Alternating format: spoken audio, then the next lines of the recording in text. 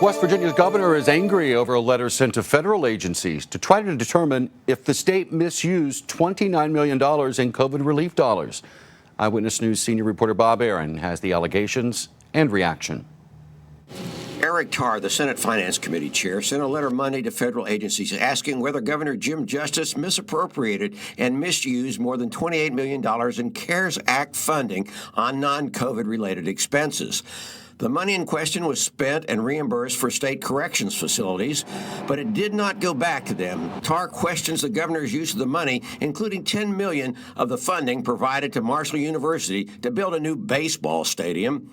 Tuesday, Justice snapped that Tarr was still unhappy with Justice's campaign against Amendment 2.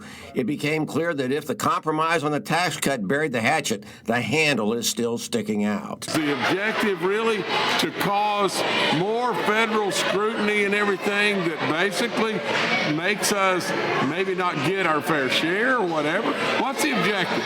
The objective is really the net of the whole thing is it's just going to hurt people.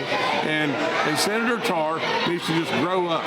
If the state's going to be liable for these clawbacks, then we should know what that is, because we should have to make preparation, because Governor Justice should be on the hook personally for these clawbacks if it's his mismanagement.